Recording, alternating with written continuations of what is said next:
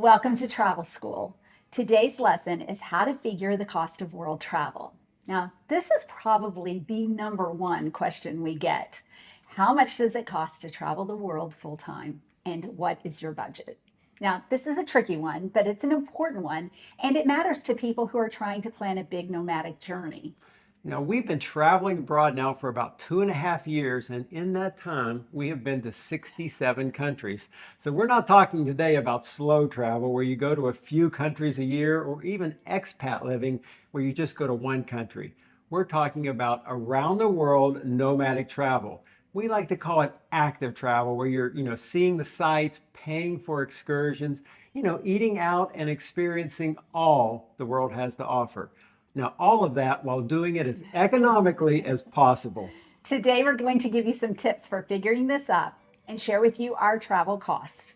But more than that, we want to talk about the differences in travel styles and alert you to a big hidden cost and help you figure out what is realistic and what is not. So, whether you're traveling for 2 months or 12 months, we want to give you some guidance on what you should expect to spend. Now, stay to the end, and we're going to give you 10 strategies that can help you achieve your travel budget goals. We're John and Bev, and we are the Retirement Travelers. If you're just finding us, we are a senior travel couple who retired early and travel full time.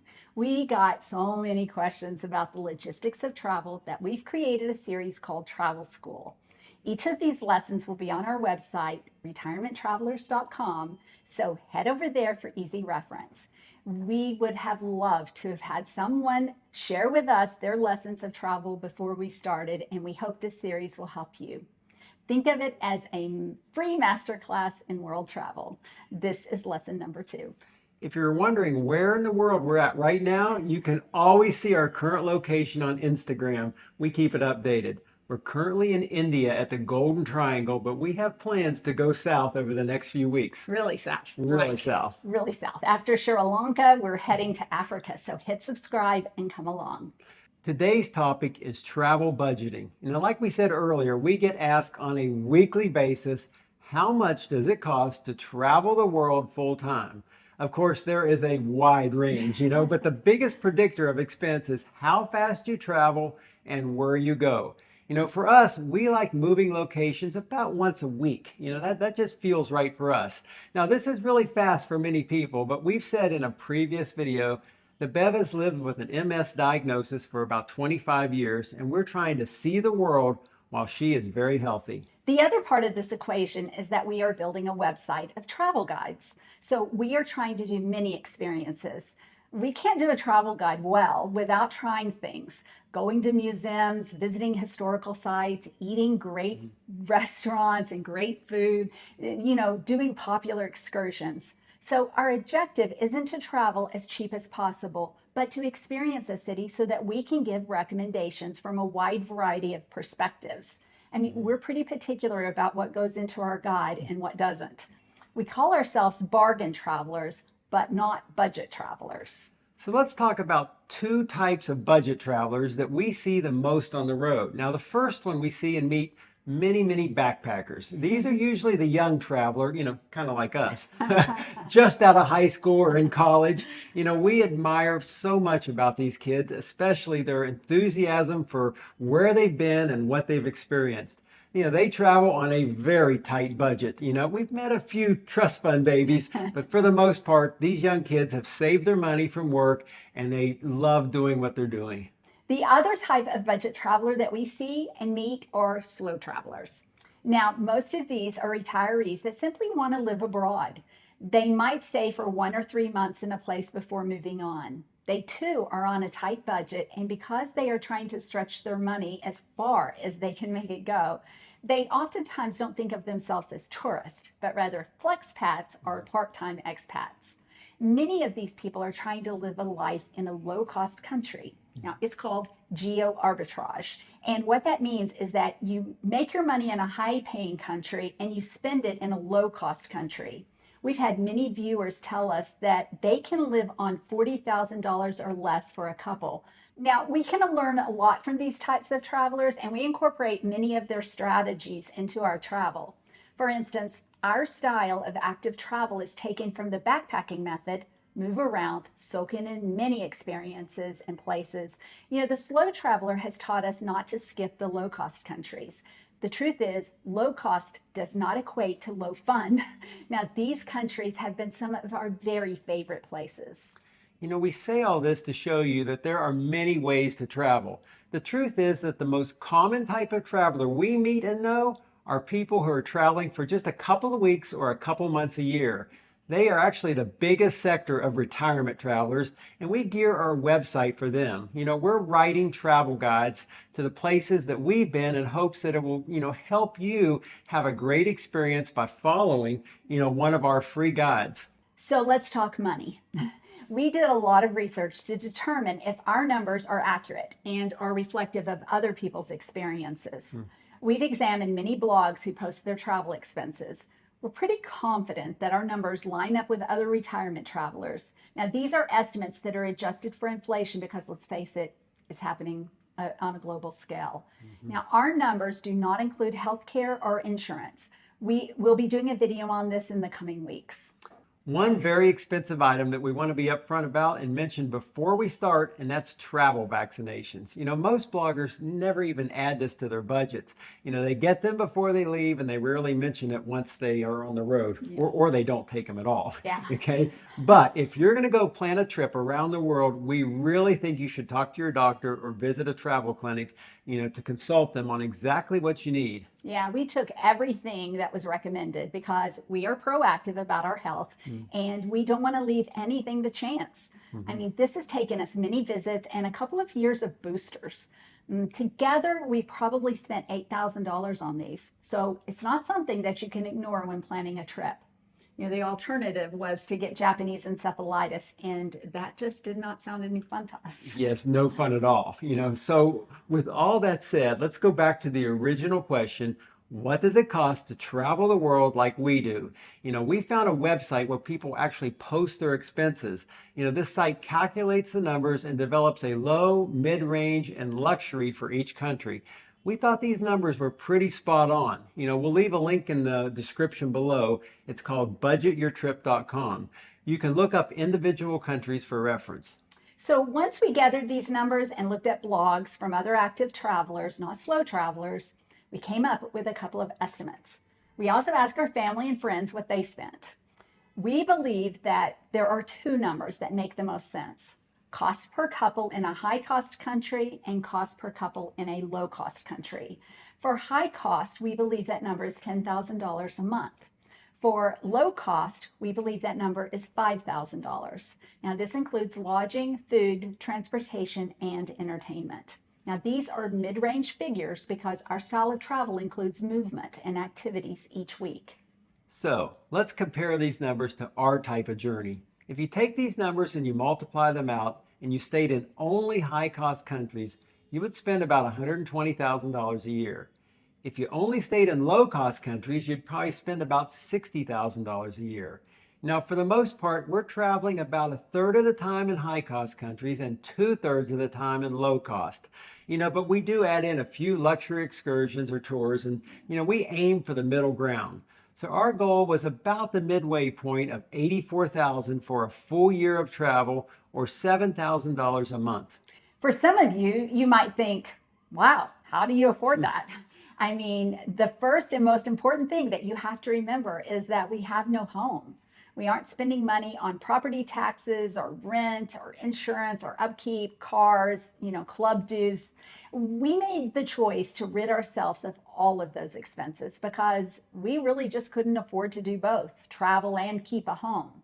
So we are also investing the money we make on this channel towards our travels. And because we work and travel, we can afford a little more. We also know that we're in our go-go years right now, where we have this small window of A opportunity. very small window.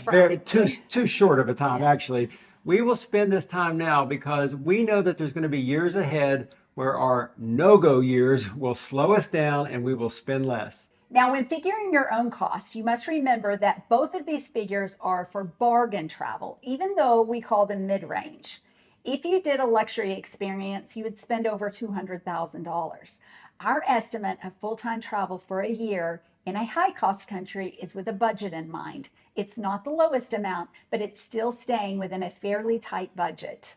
For us, we must incorporate many cost saving measures so we get that number down to about $330 a day in high cost countries. The same goes for low cost. You can spend more if you're not careful.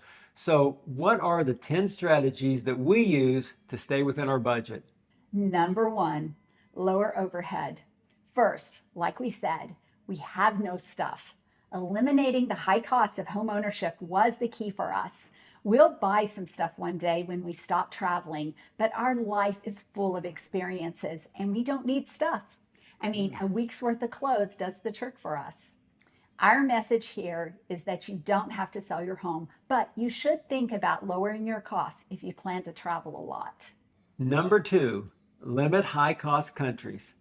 So, what strategies do we use to keep our costs contained once we're on the road? Let's start with the high cost and low cost countries. If you want to save more money, you can adjust your costs by the amount of time you spend in high cost countries. You could lower it to say 20% or even 0%. Spending a year traveling in only low cost countries is fabulous. You'll have a great time. We were in Norway this year, and while it's a wonderful country, for us to afford it, we needed to go in and spend a couple of weeks and move on. We feel like we know what the country is all about. We didn't skip it because it was high cost, but we didn't camp out for a couple of months. Number three, take public transportation. One of our biggest cost savers is public transportation. We're not in a hurry. So the bus ride across Sydney was no problem. And the subway in New Delhi, it was safe and efficient. Don't take taxis if there's a public transportation, especially in cities like Paris. It's a crime. It is. Number four, travel regionally. The one way we cut our transportation costs is that we travel regionally when we can. When we were in northern Italy, we stayed in 6 different cities over the course of 6 weeks. While we moved fast, our travel between the cities was usually no more than 2 hours apart. The train tickets were cheaper than flights, and we just moseyed around. Now, in Asia, the flights were so economical and the distances so wide without good trains and such that flying made the most sense. Number five, eat less. Now, we've heard from other travelers that this is something they incorporate as well. They eat 2 meals a day. It's a pretty well-known backpacker trick to eat breakfast, maybe pop into a bakery or a cheese shop for a snack and then eat dinner. We are excellent snackers, by the way. And this saves us money. You get used to it and we don't even think twice about eating less now. Yeah, if you have a rental that has a kitchen, you can always cook for yourself. But you can also use grocery stores for rotisserie chickens and pre-made salads. Convenience stores are a great way to get an ice cream stick rather than a scooped cone. Number six, DIY all you can. Now, one of the biggest budget busters is guided tours. We'll pay for a local guide when it makes sense, but many times doing a little research before you arrive can help keep these costs low. A good rule of thumb is that you can go 2.5 times longer by planning yourself rather than using a package tour. You have to study, but we're looking for bargains, and package tours are not bargains. The biggest expense we had in 2023 was the Rocky Mountaineer Railroad. And to us, the $100 Flom Railroad in Norway was the most beautiful train journey we've ever had. So even though one was guided and expensive and one was DIY, the DIY won the award, hands down. Number seven is pack light. Now, carry on only is a big cost savings for us. We don't pay to ship our bags. We carry backpacks and they fit in the overhead with a zip-off day pack for our personal item. We also carry everything in it, and it helps us avoid the temptation to buy anything. We buy nothing because we simply don't have room for it. Number 8, maximize your travel credit card. A good travel credit card is a must for full-time travel. We do pay a high fee each year for this, but we get so much benefit. We get many weeks of free hotel nights each year. We eat every airport meal for free in the lounge. We earn 3 times the points on travel, restaurants, and lodging. We get $350 back in travel credit plus a whole lot more. The high cost of this card pays for itself. When you're traveling full time, Be sure you put everything on this card, but also be sure that you pay it off each month. Number 9, sleep smart. Now, as you know, we switched from Airbnb to hotels, for a variety of reasons. And in today's market and for the length of time that we stay in a city, hotels just make more sense. Now, we've also said that if you invite us to your house, we might just show up. A few of our very brave viewers have ventured out and invited us, and we had the best time. Not only does it save us money, but we make dear friends and we see their town from a local's perspective. So if you have an opportunity to stay with someone's friend or relative, take them up on it. If you do stay in a hotel, choose one that rewards you with loyalty points and perks. Number 10, shoulder season. Travel to high touristy places in the shoulder season. Now, we'd much rather see Venice in October or November than in July. Same goes for Santorini or London. We save a lot of money by traveling in the shoulder season because hotels discount their rates. We'd rather have less crowds than to be packed into a museum where we are fighting to see that masterpiece. We hope this discussion today has taught you something about budgeting and how much money you should expect to spend on a year's worth of travel. Go to our earlier figures, write out your wish list and add it up.